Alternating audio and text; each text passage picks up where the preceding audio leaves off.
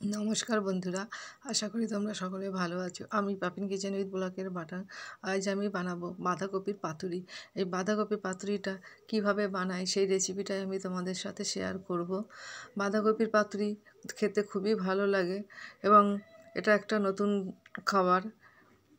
আমরা অনেক কিছুর পাতুরি খেয়ে থাকি, কিন্তু বাঁধাকপির পাতুরি সাধারণত বানানোই হয় না। তাই আমি আজকের এই পাতুরিটা বানিয়ে তোমাদেরকে দেখালাম। আমার চ্যানেলের যারা নতুন বন্ধু আছে তারা তাড়াতাড়ি আমার চ্যানেলটিকে সাবস্ক্রাইব করে দিও, আর সাবস্ক্রাইবের পাশে থাকা বেল আইকনটি বাজিয়ে দেওয়ার অনুরোধ রইল, যাতে তোমরা সবার আগে আমার নিত্য নতুন রেসিপিগুলো দেখতে পাও। আর বন্ধুরা, তোমাদের যদি আজকের আমার এই পাতুরির রেসিপিটা ভালো লাগে তাহলে লাইক, শেয়ার, কমেন্ট করতেও ভুলো না। চলো রেসিপিটা শুরু করি। রেসিপি বাঁধাকপির পাতুরি। এই বাঁধাকপির পাতুরির জন্য আমি প্রথমে বাঁধাকপির এই গোড়ার অংশটা কেটে বাদ দিয়ে দিয়েছি, আর উপর থেকে কয়েকটা পাতা বাদ দিয়ে এরকম সাদা পাতার অংশটা বার করে নিয়েছি। প্রথমে এই পাতুরি বানানোর জন্য আমি এটাকে সেদ্ধ করে নেব। তার জন্য গ্যাসে আমি কড়াই বসিয়ে তার মধ্যে জল দিয়ে দিয়েছি। জলটা ফুটে ওঠা পর্যন্ত অপেক্ষা করব। আমার জলটা ফুটে উঠেছে। এবার আমি এর মধ্যে এই গোটা বাঁধাকপিটা আস্তে আস্তে দিয়ে দেবো। দিয়ে এটাকে উল্টে পাল্টে ভালো করে ভাপিয়ে নেব, আর উপর দিয়ে একটা ঢাকা দিয়ে দেব। আমি এটাকে উল্টে পাল্টে ভাপিয়ে নেব। আমার এটা চারিদিকে ভাপিয়ে নেওয়া হয়ে গেছে। এবার আমি গ্যাসটাকে অফ করে দিয়ে কিছুক্ষণ ঠান্ডা করে নেব। এই ভাপানো বাঁধাকপি থেকে প্রথমে আমি উপর থেকে কিছু পাতা গোটা অবস্থায় তুলে নেব। তার জন্য এটাকে সাবধানে করতে হবে।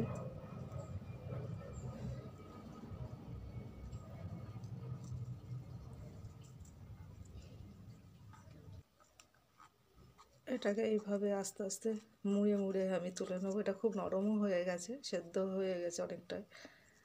এবার এই গোড়ার থেকে ছাড়িয়ে নেব।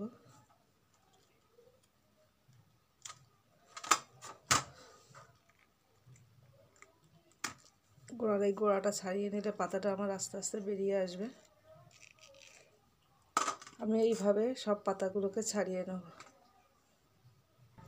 বাঁধাকপি থেকে আমি এরকম কতগুলো পাতা তুলে নিয়েছি। নিয়ে এই ডাঁটার যে মোটা অংশটা আছে সেটাকে আমি কাঁচি দিয়ে কেটে বাদ দিয়ে দেব।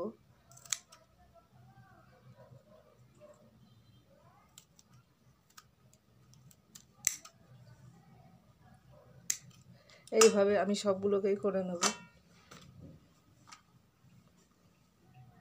আমার সব পাতাগুলোর এই ডাঁটার মোটা অংশটা ছাড়িয়ে নেওয়া হয়ে গেছে। এবার এই বাঁধাকপিটাকে আমি কুচি কুচি করে কেটে নেব। প্রথমে আমি বাঁধাকপিটাকে 4টে ফালি করে নেব।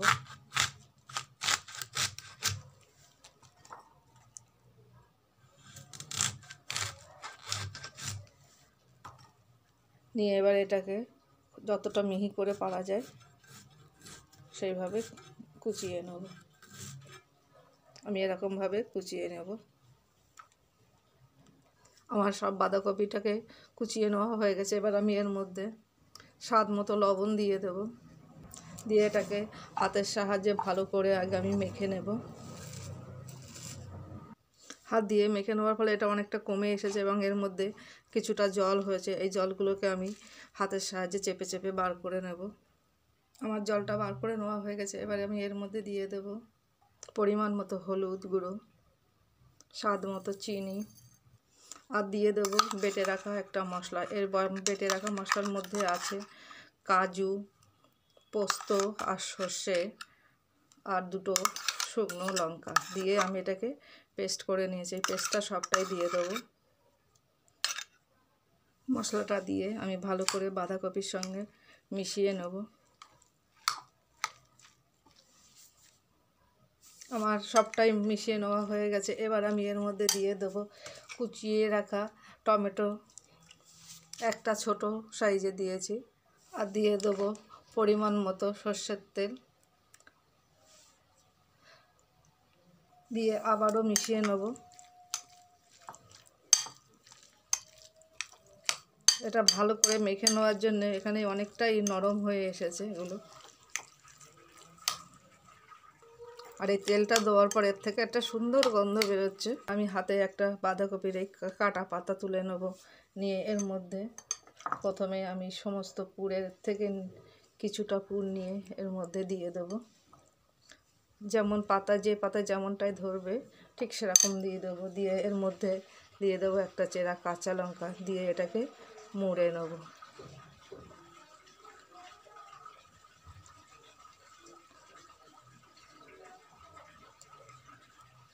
এভাবে আমি সব কটা পাতাকেই রেডি করে নেব।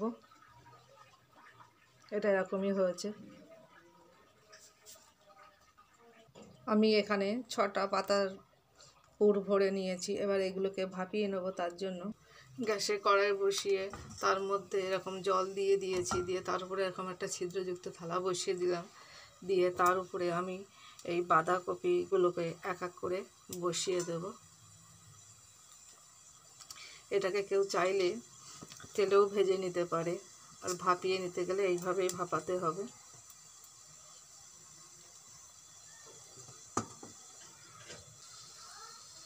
দিয়ে আমি উপর দিয়ে একটা ঢাকা দিয়ে দেবো। দিয়ে এইভাবে 5 মিনিট ভাপিয়ে নেব। 5 মিনিট পরে আমি এটাকে ঢাকনাটা খুলে নেব। দেখো সব কি সুন্দর ফুলে উঠেছে। এবার এইগুলোকে আমি উল্টে দেবো, দিয়ে আবারও ভাপিয়ে নেব। এইভাবে আমি সবগুলোকেই উল্টে দেবো। আমি আবারও ঢাকা দিয়ে কিছুক্ষণ রেখে দেবো। আমার এই ভাপানো হয়ে গেছে। আমি গ্যাসটাকেও অফ করে দিয়েছি। দিয়ে আমি এবার এটাকে সব কটাকে তুলে নেব। আমি সবগুলোকে এইভাবে সার্ভ করে দিই।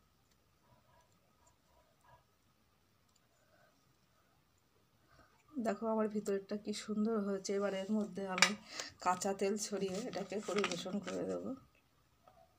এটাকে খাওয়ার আগে একটু কাঁচা তেল দিয়ে নিতে হবে। আমার রেসিপি আজ এই পর্যন্ত। ফিরে আসবো পরের দিন অন্য কোনো রেসিপি নিয়ে। নমস্কার।